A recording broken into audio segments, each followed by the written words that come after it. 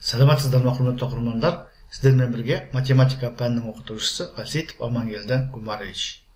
Бүгінгі сабақта бір геометриялық есепті қарастыратын боламыз. Бұл есеп олимпиадалық сипаттағы есеп, сонымен қатар математика мен математикалық сауаттылықтан ұлттық бірыңғай тестілеуде және мұғалімдердің квалификациялық тест емтихандарында кездесуі мүмкін. Есептің шарты: суретте белгіленген бұрыштар қосындысын табыңыз. Фигура берілген, осы 5 бұрыштың А, Б, С, Д, Е төбелеріндегі бұрыштардың қосындысын табу керек. Оларды мен ыңғайлы болу үшін альфа, бета, гамма, дельта және эпсилон арқылы белгіледім. Сонымен суреттегі 5 бұрыштың қосындысын табу керек. А-ды және Е-Б кесінділерінің қиылысу нүктесін F арқылы белгіледім.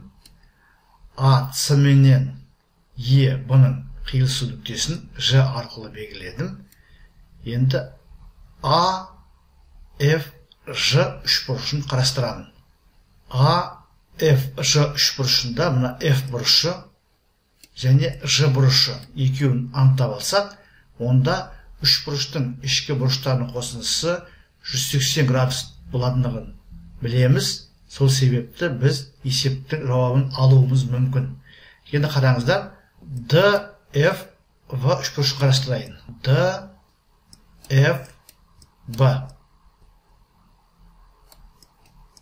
Бұл үшбұрыш үшін мына F бұрышы сыртқы бұрыш болады, ал үшбұрыштың сыртқы бұрышы өзімен сыбайлас емес екі ішкі бұрыштың қосындысына тең болатындықтан, бізде F бұрышының шамасы, яғни мына бұрыш, ол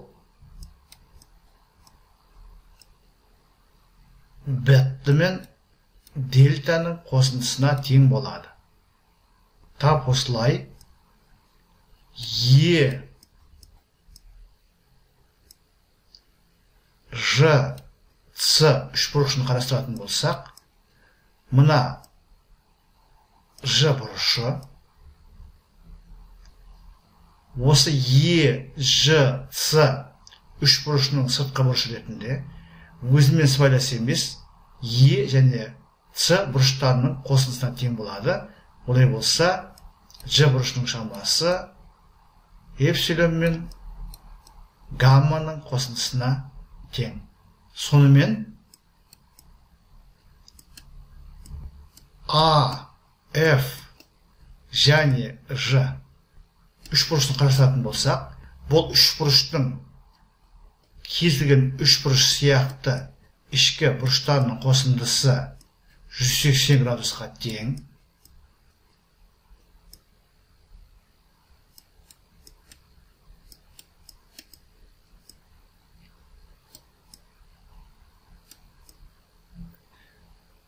А бұрышы бізде альфа, F бұрышы бета плюс дельта,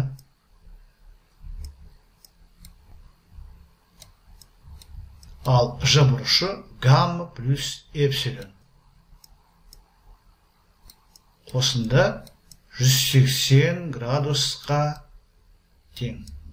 Қараңыздар, альфа, бета, гамма, дельта, эпсилон. Яғни бізден сұрап отырған 5 бұрыш. Олай болса, есептің жауабы 180 градус. Сонымен есептің жауабы 180 градус. Сонымен, құрметті оқырмандар, біз бүгінгі сабақта бір геометриялық есепті толығымен талдадық. Суреттегідей жұлдызша берілген, осы жұлдызшаның төбелеріндегі бұрыштардың қосындысын табу керек болды.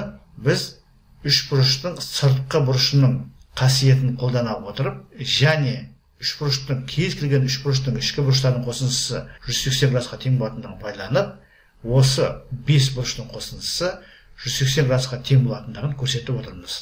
Сіздерге барлығы да түсінікті болды деп ойлаймын. Егер сұрақ болса, комментарийға жазыңыздар. Мен әдеттегідей әрбір сұраққа ұсыныс пікірге ескертуге, уақытымен және нақты жауап беруге тырысатын боламын. Зейін қойып тыңдағандарыңыз үшін көп рахмет. Келесі кездескенше.